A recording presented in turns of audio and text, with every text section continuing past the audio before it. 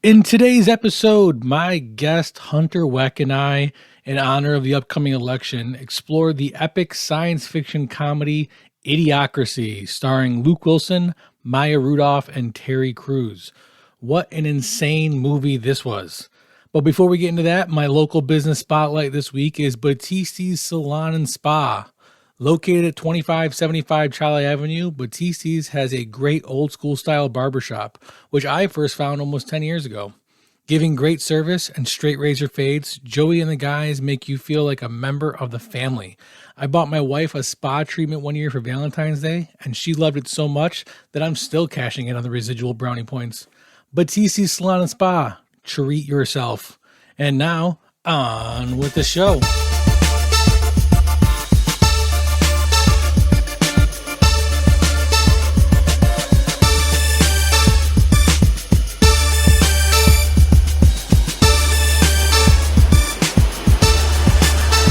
So we originally had planned on doing Lord of the Rings. What is your connection to that movie? You just a big Tolkien fan? Huge. I've ever since I maybe been 5 or 6 years old. I think I saw that movie. I saw the Return of the King in theaters too. So I've been a huge fan for a long time. I don't know why that it dragged me in. I'm a huge fan of all those medieval stuff anyway. Oh, absolutely. Me too.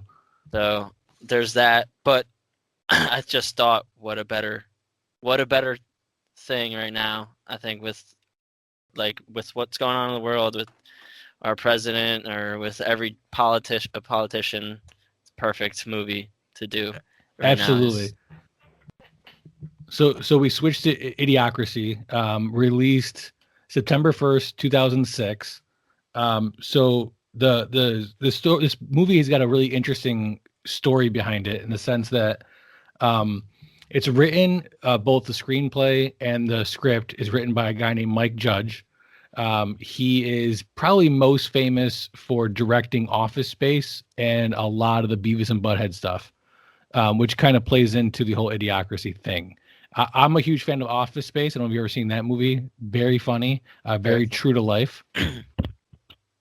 So he gets some permission from 20th Century Fox to make this movie, Idiocracy. He writes and directs it. He finishes the movie, presents it to 20th Century Fox. 20th Century Fox doesn't really know how to label this movie, how to market it, what it is. They don't really appreciate it at all. So they essentially sit on it for about a year. It was originally slated to come out August 5th, 2005. It winds up getting pushed back until September 1st, 2006. At that point, Fox is trying to recoup some of its money. The movie costs anywhere between $2 and $4 million as far as its budget goes, depending on what website you go to or look at. So they attempt to recoup some of its money, and they essentially release it real quietly. They don't do any marketing for it. They don't even do a screening for critics, which is usually a staple for movies like this, especially movies coming out from 20th Century Fox. They release it to only a few cities, the big ones, Los Angeles, Atlanta, Chicago, stuff like that. They expand it to from 130 theaters to 600 theaters, and then at that point they basically bury it. It only makes about $500,000 at the box office, so it's a complete failure by all definitions of the word. And then this weird thing happens where they release it on DVD. And it starts slowly gaining this momentum or this cult following by people who really use it as a comparison for America and what's happening now. And I use the term now loosely because it can be, anytime really. People look at this movie and they say, man, that's not too far-fetched. And it becomes kind of this ongoing truth joke, if you will. What is your experience with the movie? Did you see it when it first came out? I saw it maybe 2 years after it came out. Don't like you said, I don't remember anything. I don't remember seeing commercials for it when it came out. Maybe saw a commercial about it when it came out for DVD, but I don't even think they do that. They don't. I don't even think they really put movies out commercials for DVD things. So I didn't see it until 2 years later like I watched it and I was young. Like at this time, maybe like 11. Definitely not a movie when I'm 11 years old that I should be watching. But it was, I guess, like not a life lesson, but like it shows you like what is going on and like what could really happen, like how everyone every day, like there's people that, I mean, I don't know physically, but I know I've heard stories where these people eat McDonald's every single day. Like Yeah, what do you need to do that for? it's It's just, horrible.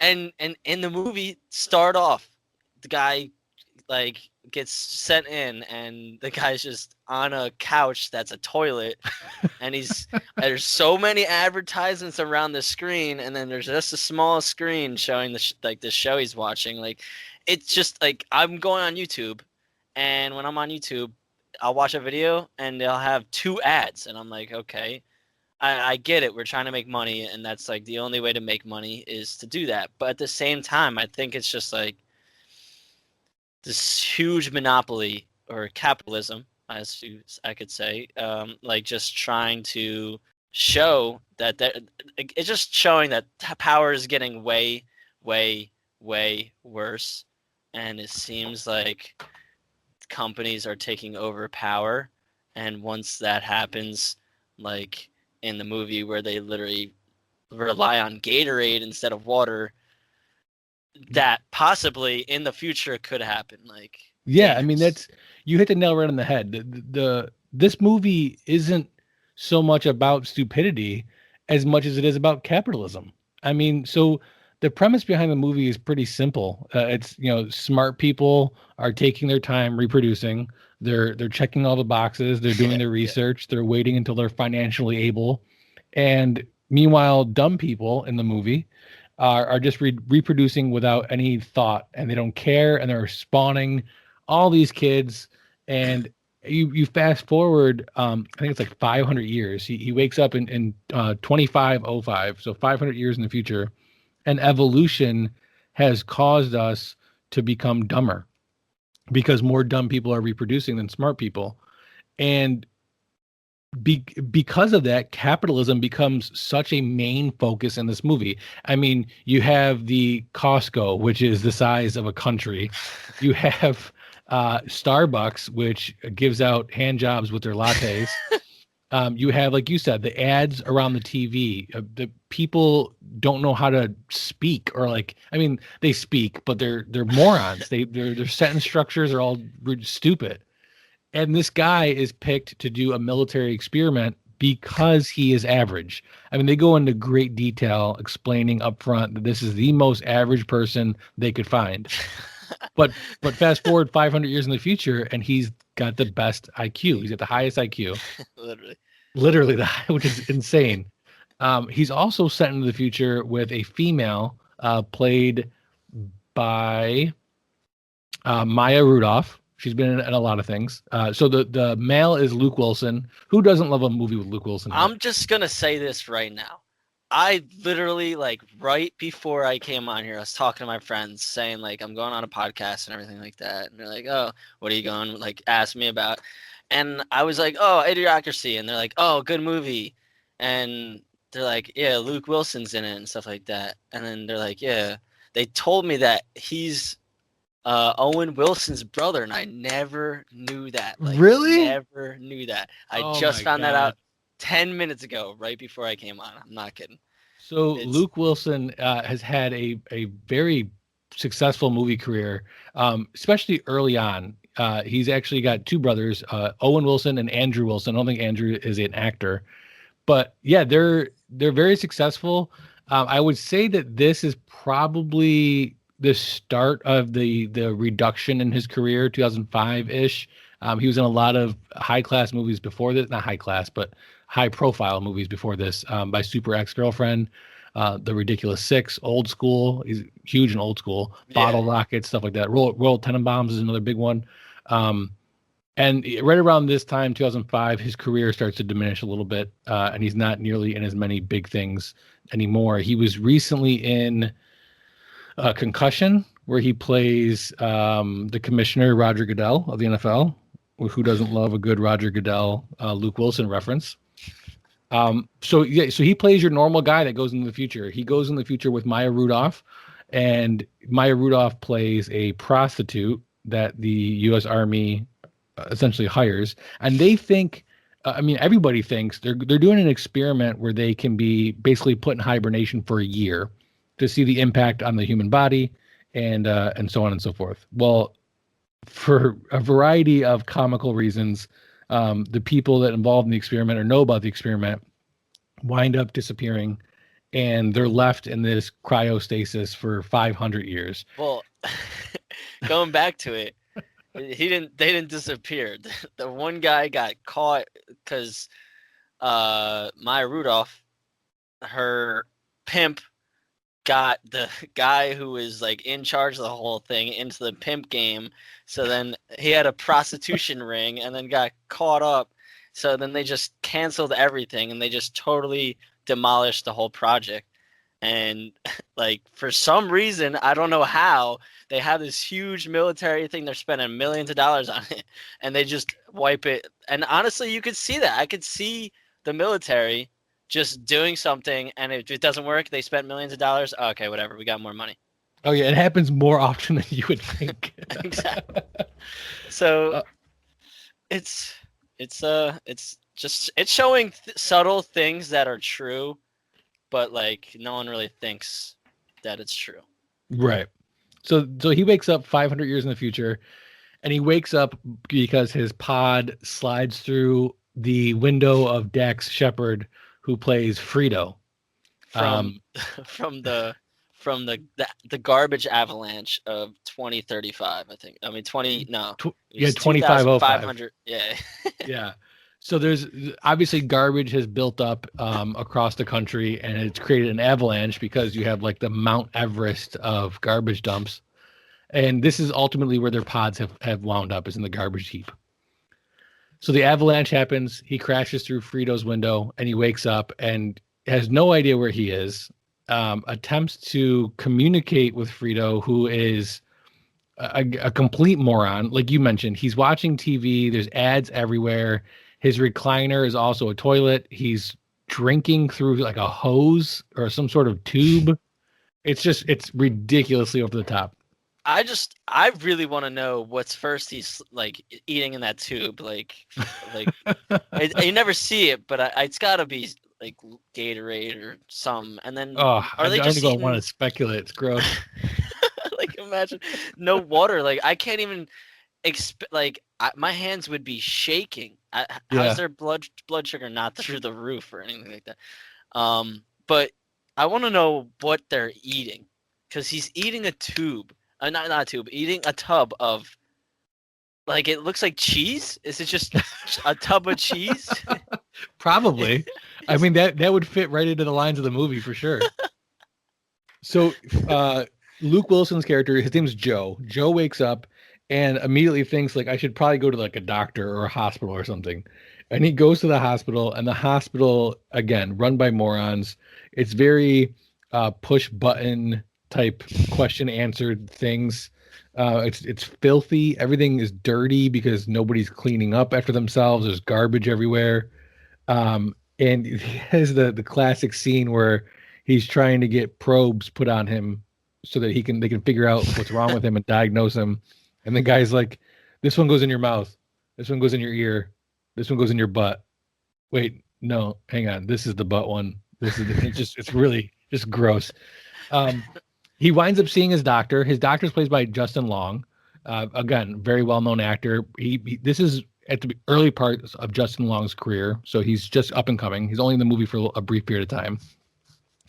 He runs out of the hospital having been told basically that he talks funny to everybody else and that people can't understand him because he's just too intelligent.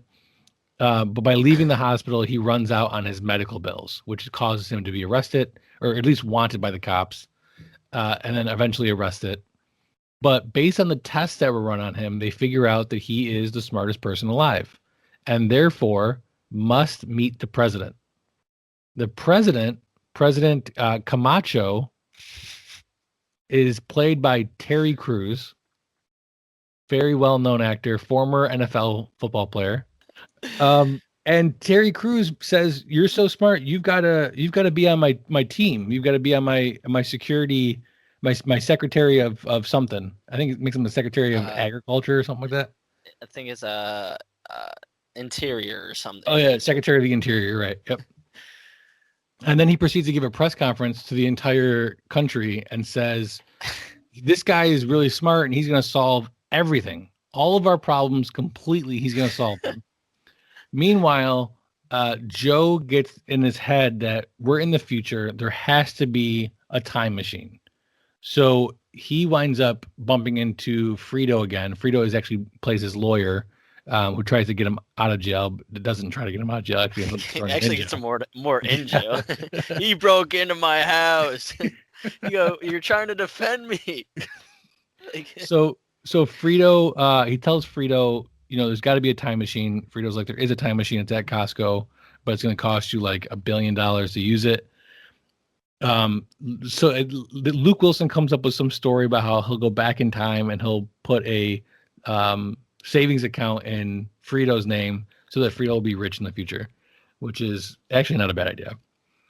But in the process of going to Costco is when he gets arrested. He ends up because he escapes from like this movie is so much. There's so much going on in this movie. But anyway, long story short, the real issue that the country is facing is they cannot grow crops. None of the crops are growing. Therefore, everybody's going to starve eventually.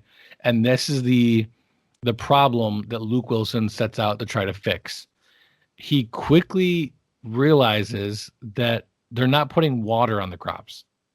They're putting this energy drink. It's Gatorade, but they don't call it Gatorade. They call it something else because they probably couldn't call it Gatorade for licensing reasons. So at this point in the movie, where are you? Like, are you on board with this, or have you written it off? I'm on board.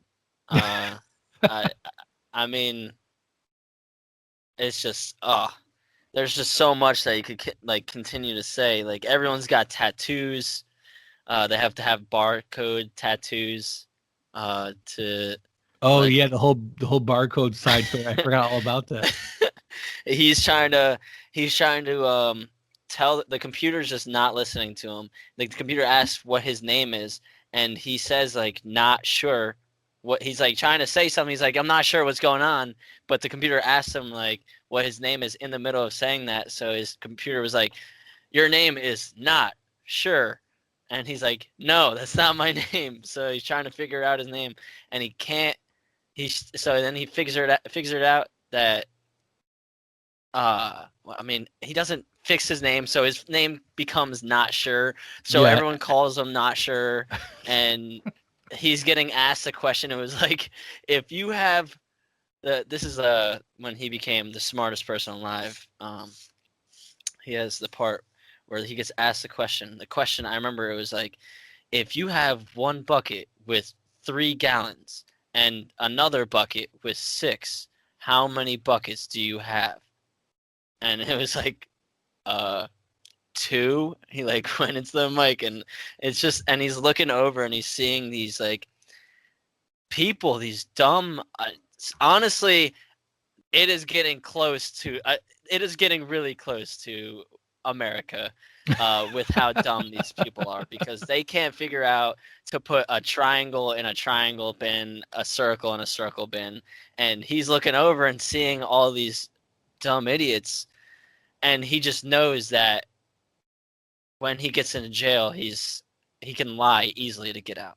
Right. Like, yeah. That's ultimately how he gets out of jail. He goes up to one of the guards and he's like, I'm not supposed to be here. I'm supposed to be getting out of jail. And the guard's like, you idiot, go in the other line. And he walks in the other line and ends up leaving, like just walking out. So this movie, I can appreciate this movie for what it is, which is essentially, it's a movie about stupidity. So it's hard not to be a stupid movie when that's the basis of the movie's context. It's just Maya Rudolph's character is in the movie. She winds up linking back up with Luke Wilson's character, and they're both kind of on this mission to get back to 2005. But ultimately, she doesn't really do anything in the movie. She doesn't really, lend any support. She doesn't really help solve any problems. She's just kind of there as the female counterpart. Dax Shepard plays a complete moron to a T. There's definitely some good Dax Shepard movies, but I can't say that I really like him as an actor. I don't think he's very good, not very robust. He plays very similar characters in almost all of his movies. This one just being a dumber version of that same character that he plays in all the movies. And I think just because of how all his dumb antics, I think this would probably be his perfect role to be for playing sure. that dumb idiot. And of course, he's got to be his lawyer. Like, his name's Frito, by the way. His name is literally Frito, so it's got to be like his parents named him off the company Fritos. Like. Oh, for sure. You'd think for sure. So Luke Wilson also ultimately finds out that they're watering the crops with this energy drink. It's And electrolytes. yeah, everybody likes this. And he convinces them, why don't you use water instead? And their response is, you mean from the toilet? That's where the water goes. So they convince them to use the water on the crops. Well, because the company, the energy drink company, is no longer using their product to water the crops, their stock takes a dive. The computer auto lays off all the employees because, obviously that's what computers do. And the economy goes into a tank in like 24 hours. And because of this, Luke Wilson is then arrested, tried, and convicted and sent to death, basically. He's going to be executed publicly. They call it rehabilitation. One night of rehabilitation. And he's like, that doesn't sound so bad. But it's like a monster truck rally where he's going to be executed by this the Beef Supreme, the guy who comes out of the rehabilitation officer, undefeated rehabilitation officer, who's going to come out of retirement just to execute Luke Wilson. There actually was a whole side story about him that was cut out of the movie, where the character is a little more prominent, because when he shows up in the movie, at least this version, his name holds no weight at all. You don't know who he is. Yeah. But there is an alternate version that has him in the earlier parts, in the backstories and stuff like that. Is there?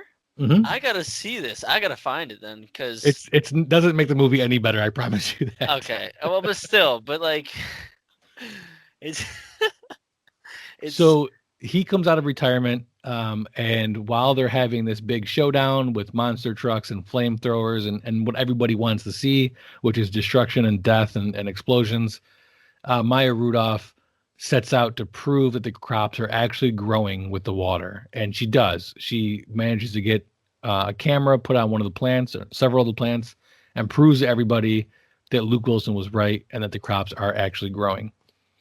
And this, ultimately brings the movie to a quick conclusion. He gets let free. They decide that they're actually going to stay in the future, Luke Wilson and Maya Rudolph, to help and make the world a better place. Ultimately, Frito brings them to the time machine, which winds up just being a carnival ride called the Time Machine. So there was nothing there anyway. And the movie comes to a conclusion. It's a pretty the plot of the movie is far less complicated than I think we made it sound. Yeah. But it's based on stupidity. It's based on, greedy capitalism meets stupidity, and how that relationship evolves over 500 years. It's I was dying at it. I was watching it this morning, and I was like cracking up, because it's like, it shows like the Fuddruckers changes their name To like, buttfuckers. like what, like it's showing that, and it's gonna be true. It's gotta be true. There's no way that you could see that humans are getting dumber. It seems as like people are just getting stupider and stupider. And just like what you said in the beginning, because people are just literally in like the South or like hillbilly states, like are just literally just popping ones out like left and right, and they just don't care. Yeah, are people getting stupider, or is technology advancing to the point where more people are getting heard? with Twitter and Facebook and all these social media sites, it's no longer the group with the loudest voice gets heard the most. It's now the group who can get the most followers or, pay the most gets heard the most. And I think that's what's drawing a lot of these otherwise quiet individuals and quiet causes to be heard more often. But I mean, that's ultimately where the following for this movie comes from is people see this movie and use it as a joking comparison to America or to the world in general and say, we are becoming dumber. And this movie might be more of a nonfiction than fiction type case, Exactly. which is scary.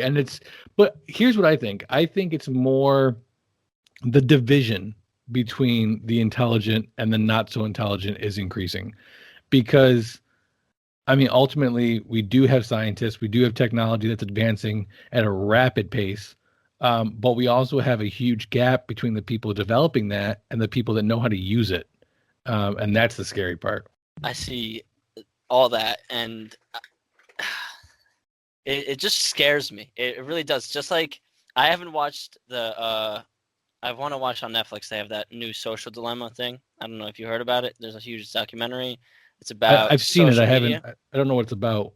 It's about social media and how pretty much like there's so many things on Twitter that like so many people that go on Twitter and say stuff on Twitter that it's news is like is too slow on that.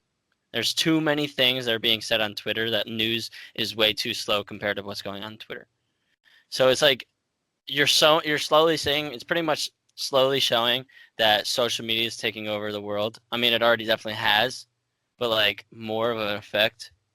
Mm-hmm. And I mean, I think there could be an earlier demise than 2050-05 or 35, whenever they did this. Like I think that with the way technology is making everyone lazy. And Yeah, I mean that's true too. Yeah.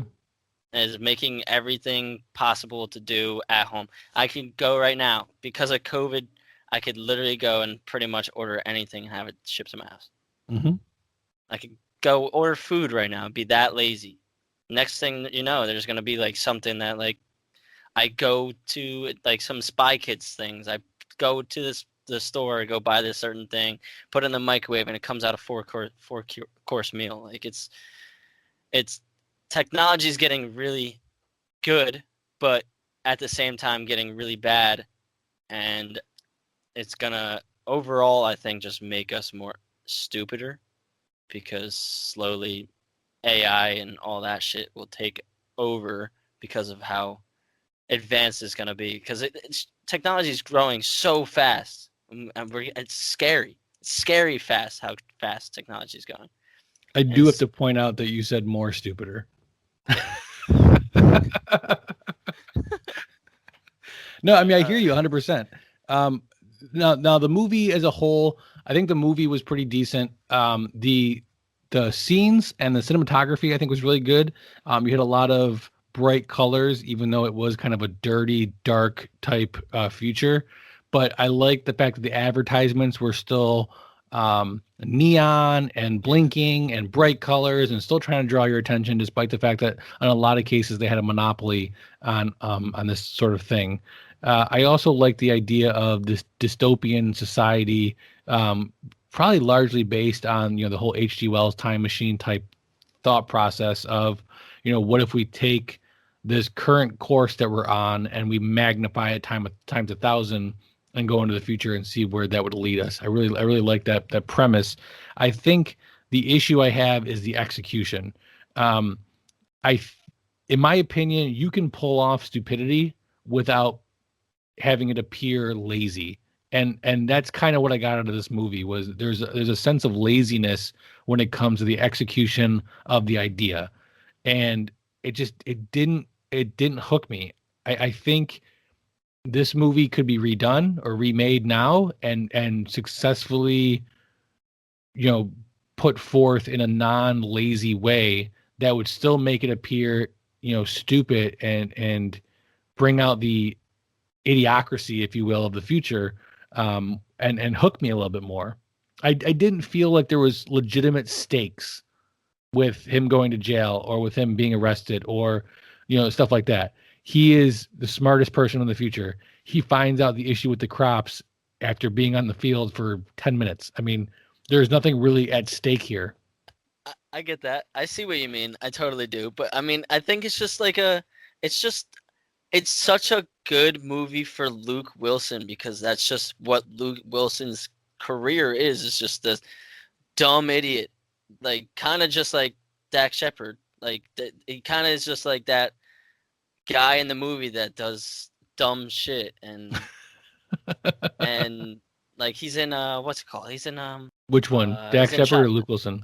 Luke Wilson. He's in Tropic Thunder. He's in Zombieland 2. Like he's not in those movies like for a serious role. He's in those movies for like a funny little pitch. Mm-hmm. And I think that's just him, and I think that's just how his way of acting and his way of. I think this role was perfect for him, but I do see what you're saying. Like everything was so fast. It was like only an hour and 24 minutes. So everything was like that they didn't. It seemed like the company just didn't want to spend money on it, especially what you told me in the beginning, where the company didn't even market it that much. They only put it to 120 theaters, you said, I think.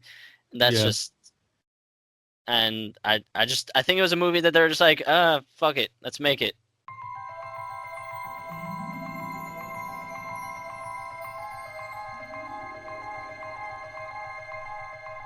From the far reaches of the galaxy to an internet location near you, we're Don'tForgetATowel.com, your daily source for geeky pop culture news, reviews, interviews, and so much more. So as you're hitchhiking your way through the universe, don't forget to travel safe, and don't forget a towel.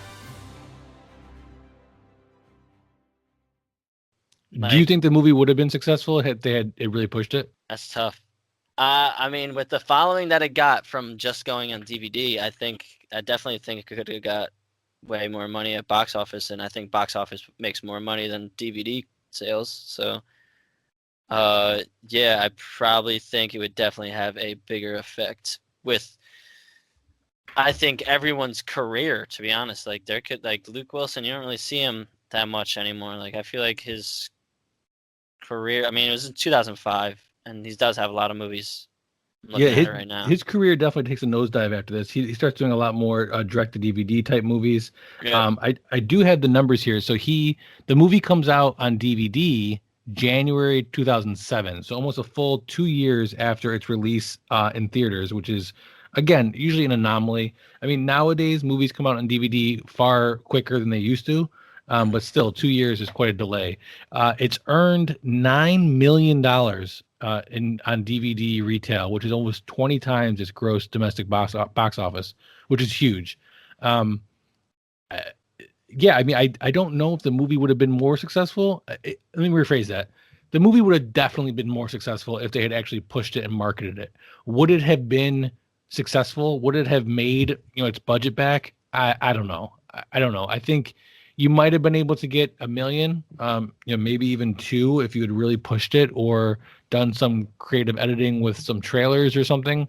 But ultimately, I don't think it would have been, a box office smash. And this is also pre-Marvel. This is pre-Avengers. This is back when studios were doing $2 and $3 million movies, hoping to earn $5 and $6 million. Nowadays, movies get $100 million budget, and if you're not earning close to $1 billion, you're considered a failure. Yeah, and with I think with a movie that was only an hour and 24 minutes, like I don't think really you should be expecting the best movie. Like again, like you said, Maya Rudolph's character Rita, just the whole movie, what did she do? What was she doing? She got caught up. I know Luke Wilson's character is the main character, totally get it, but she was also put into the thing, and there's just no backstory. You just get the backstory. She was a prostitute, and the whole time she's lying to him that she's an artist. And okay, but like, what does she do the whole time? Yeah, does she ever even come clean? I don't think she ever tells him that she's actually a prostitute. No, I don't think so either.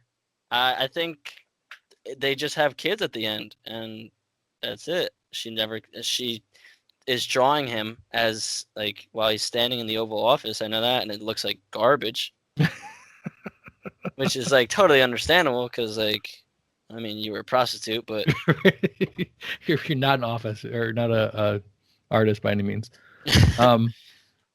So I'm reading something. The writer Adam Johnson warned against using the film as a simplistic shorthand of the Trump administration and accused the film of supporting eugenics, saying while the movie is savvy enough to avoid overt racism, it dives headfirst into gross classism.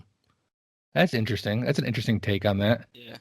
Because I mean, so they do have this quick montage in the beginning that shows you, these two individuals that are supposed to be the smart couple, and they're going through all these different tests and determining, it's not the right time to have kids yet. We're focused on our career, and it flashes back and forth between them and two, basically hillbillies who are knocking up everybody, his neighbor included, and it shows their family tree and how he's sprouting out more and more kids, and these intelligent people aren't sprouting out any kids. But the other thing that's the difference between these two couples is the ones sprouting out all these kids are poor. I mean, they look poor. They live in a trailer park. They don't have much. And the couple that is considered intelligent do dress very well. They go to in vitro treatments, and they're portrayed as being wealthy.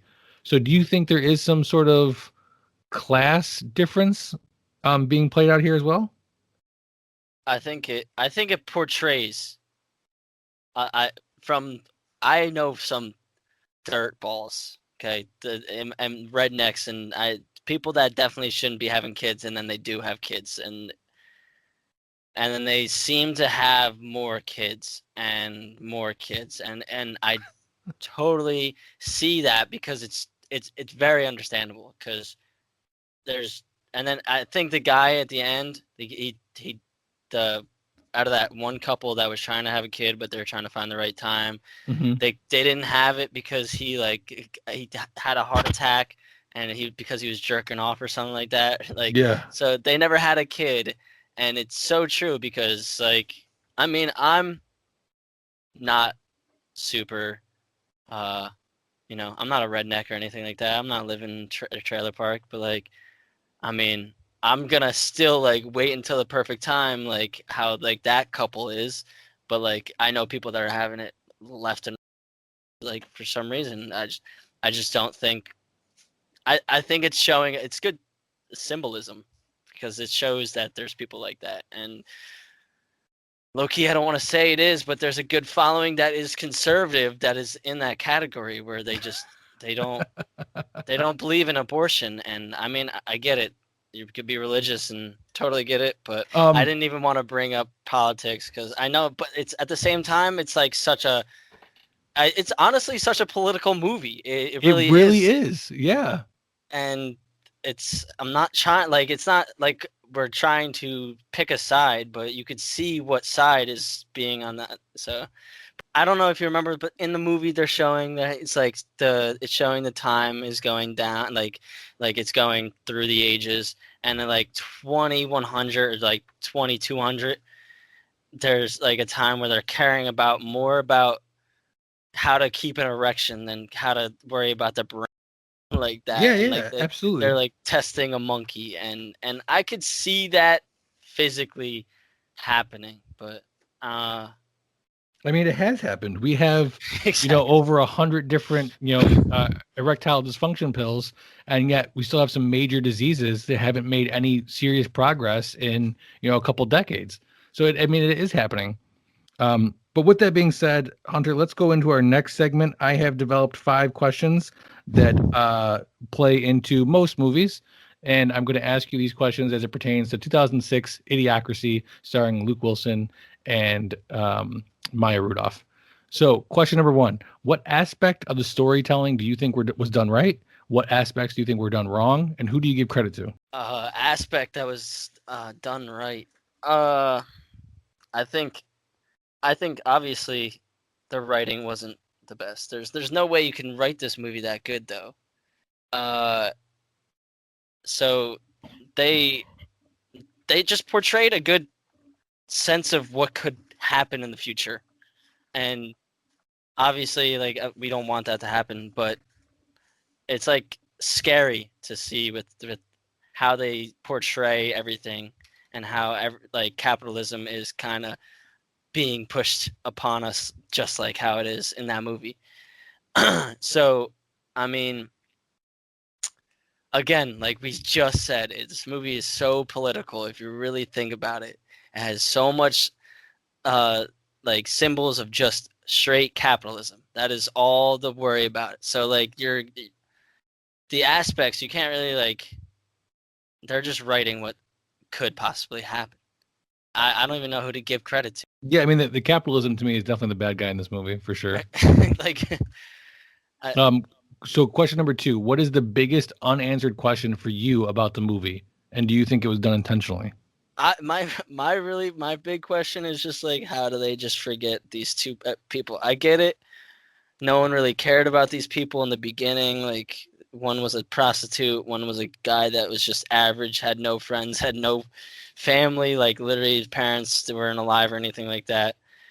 But I don't know. I just felt like it was just super like. I think it's just a parody movie. It's just. That's a good way of putting it. Yeah. It's like scary movie. Like they'll do like one scene and be like, "What the fuck," and then it'll be on the next scene. So it's like it's just they're going fast. There's no dialogue. It's just like, okay, this is happening, and then it happens, and then this is happening, and then it happens. Or as other movies, it'll be like, all right, this is gonna happen. Okay, they're doing other things in between that, and then it happens that night, and then so. Yeah, I mean, I think you hit the nail right on the head. This is definitely like a parody movie. It's one of those movies that you can't really scratch the surface too much because you're gonna wind up with more questions than you started with. Exactly. But if you just take it for what it is at face value and just enjoy it and laugh at the jokes, and that's it. It's a good movie to watch if you just want to laugh. Yes. Yeah. If you have that sense of humor, because I know, I mean, like, I'm not always the type of person that laughs at movies, but I was laughing this morning. I tell you that when I was watching it this morning. I haven't seen it in a while, and I was laughing. So there's that. But nice. Question number 3: personal connection is important. Was there anything that happened in the movie that reminded you of a real life story that happened to you? I mean, there's many. There's that. There's how the people have like the hillbillies be having kids really early, and I know some people that are like super like I guess you could say hillbilly, and they have kids all the time. So there's that.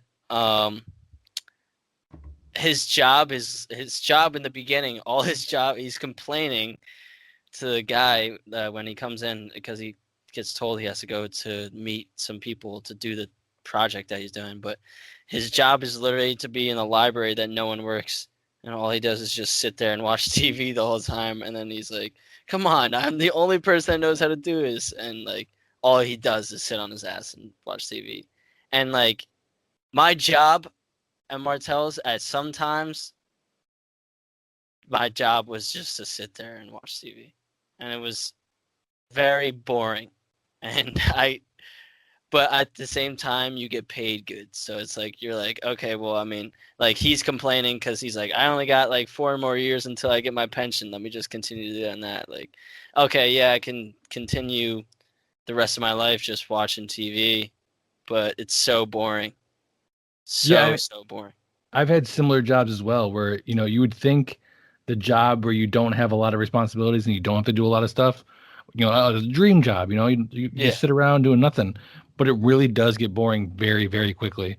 And you start kind of really wishing you had some things to do. Yes.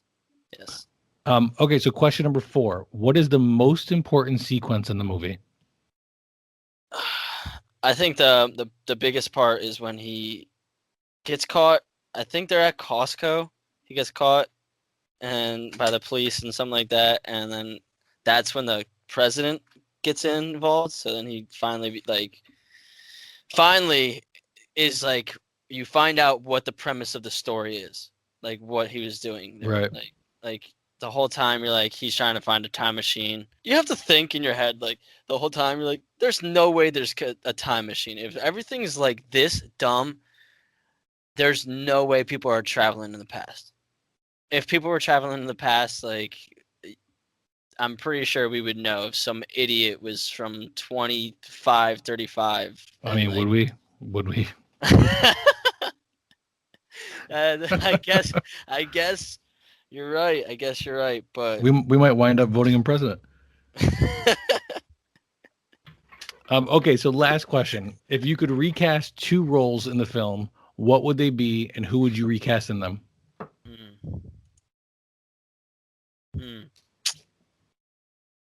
That is a tough question because I think Justin Long should have been in it longer, not as the doctor that like freaked out. But I mean, I can see that like he was just starting off in his career. Probably that was like his one of his start off movies. I could see him in the Luke Wilson character. I could see him being the main character. I could see that too. I could totally see that too. I really can. But I was thinking I could see him on the Oval Office table, where they had like all those kids. They had that one kid, Brandon Hill, who's like the Secretary of Energy. Like, what does that do? Like, but different. This is so tough. Terry Crews plays a great president. He's got like long ass, not even like not normal hair. Like it's long. It's like straight. Like, yeah. It's weird. So he plays a perfect president. I think that's a perfect spot. But I mean, I do see where the main character and I think Maya Rudolph could have been a different person, but I don't really know who. I was just thinking maybe Jennifer Lawrence. Okay. I can see that. She's got like a comedic personality. I can see her. I can see that now, but obviously back in 2005, Jennifer Lawrence wasn't a person that was important. Yeah, she would have been like 15 or something like that. Yeah, exactly. So, if I was to put someone, if we were to do the whole recast right now, that would be very tough to figure it out. But Luke Wilson, I don't even know who's an actor right now that is like would do like a Luke Wilson type of role. But that's a great question. I don't know. I'm trying to think. I mean, the actors nowadays that are playing these types of like comedic. I guess you know who'd be good. Who's the guy who plays? He's on that show. He used to be on SNL, and Pete Davidson. No, but I could see that. I could see that. I could totally see that. With him and with his butthole eyes. Those get me every time I see him. It pisses me off. I forget his name. I could see some of the SNL guys, just like him. Yeah, Pete Davidson. Yeah, for sure. Oh, Bill Hader. Yes. I think he could play a good Joe Bowers. Yeah, for sure. Bill Hader would have that approach of kind of like looking at everybody like they're dumb. Which is great. Okay, so I have one more segment for you. Well, actually, that's not true. I have 2 more segments for you. But the next one I want to do is called Guess That Tomato. So are you familiar with Rotten Tomatoes? I am. So Rotten Tomatoes has 2 scores for each movie. One is the critic score and one is the audience score. So what I like to do is have my guests guess what they think the audience score is for the movie that we're talking about. In this case, Idiocracy from 2006. So what do you think the audience score is for this movie? Audience score. I'm going to go with like an 80. Okay, I'm now going to give you 2 clues. The first clue I'm going to give you is the critics score. The critics scored this movie a 76. And I can tell you from experience that does not help you at all. Because in a lot of cases, the critic score can either be completely opposite of the audience score or exactly the same. And there's really no rhyme or reason. The other clue I'm going to give you, however, is I'm going to give you 3 movies that are within 2 points of this movie. So all three of these movies have a very similar score to Idiocracy. Movie number 1, Pet Sematary, the 2019 Kevin Kolish remake. Okay, I saw that. Movie number 2, Hotel Transylvania 3. It's a random movie. And then movie number 3, Bad Moms, the 2016 comedy starring Mila Kunis and Kristen Bell. Did you see that one? I did not. Do you remember the previews? It looked good. I didn't see it either, but it looked good. I do not remember the previews, to be honest. I'm trying to blank even think about it. I want to look it up after this. But... Yeah, it's very like Bad Teacher, where you got all these moms that get together and they're like, you know what? We're gonna be crazy and we're gonna drink and be crazy. I think I know. Okay, all right. I think I know what you're talking about. So with those hints, I'm gonna ask you: do you want to change your score? I kind of want to change it. I kind of want to put it up a little bit. I kind of want to go like 82. 82. Final answer? But sure, fuck it. So much pressure. So 64,000. Oh my god! All right. 64,000 people rated this movie and gave it an average score of a 60%. Jesus, it was 22 off. Okay. Yeah, 60%. Not that great. But that's such. I swear, whenever I tell someone about this movie, they go, "It was a good movie." Like it was. Obviously it wasn't. It's not like it's a fucking any award-winning movie. No way. There's no way this movie would win any awards. There's no award that I don't like, and not even an MTV Funniest Movie Award. I don't even think this would win. But I do think it's a movie that I tell people, and they go, "Oh, it was like, yeah, it's like not." Like it's not like it's fucking pulling your teeth out. Like it's like you're watching. No, I don't think it's definitely not that bad. 60 kind of just seems low. I mean, for the critics, that's pretty high for critics, to be honest. I was thinking it was gonna be lower, 7.6. Yeah, I'm surprised the critics gave it a 79. Or like the movie. One critic said a movie not too bright, not funny, but that guessed right and predicted the inevitable. The apocalypse is now. Jesus. Pretty direct. I think it was such a good cast and crew, though, like of 2005. Like they had like Terry Crews, they had Dax Shepard. Like those two were this was probably like their start of their prime. Maya Rudolph was starting to get out there. Luke Wilson, definitely prime. You got who else we got? We got I don't even remember seeing Thomas Hayden Church in it. He's supposedly the Brando CEO. I don't remember that part in the movie. Watched it this morning. Yeah, he's on screen for maybe 10 seconds when they do like the Zoom call with him when the stock market's crashing. Oh, okay. Like I think they had a good random crew to play idiots, because that's like really what they act like. Their main roles whenever they pick. I feel like they just tell their management to look for like dumb people in their roles, like. So one last thing before we sign off here. It's a firm believer of the owners of Don't Forget a Towel that everybody geeks out on something. While it may not be comic books and movies, it might be woodworking and drinking energy drinks. So I got to ask you, Hunter, what is it that you are geeking out on right now? Right now, at the moment, music. Can I say music? Absolutely. Yeah, I've been DJing. I've been trying to produce music and all this stuff recently. So I mean, I'm geeking out a lot on. I have this Halloween concert I have to throw, so I have a lot of stuff that I'm geeking out on for my DJ. Well, plug it, man. What's your DJ name? What's the concert? How do people get in touch with you if they want to book you? I'm honestly really thinking about putting a live stream out for it.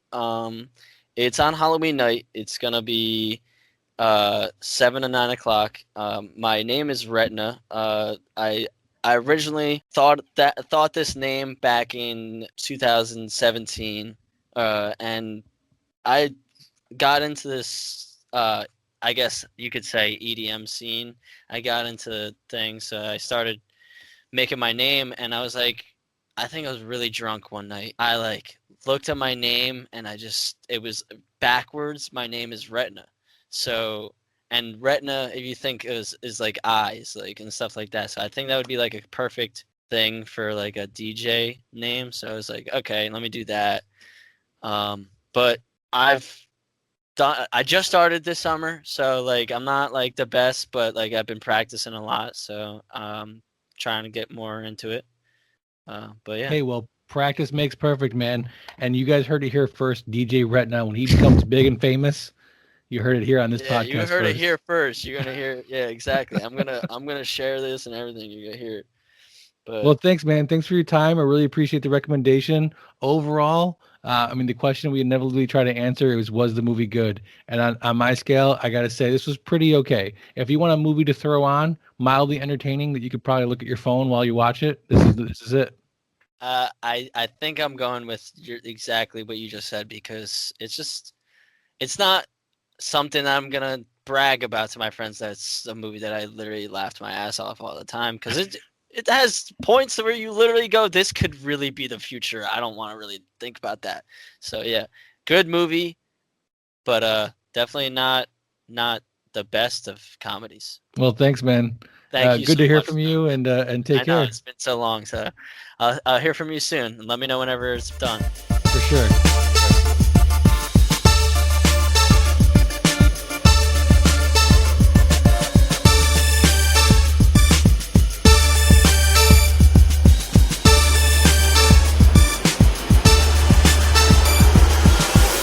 I'm sorry. I don't know if you hear my cat in the background. I'm sorry if you do, but You're fine.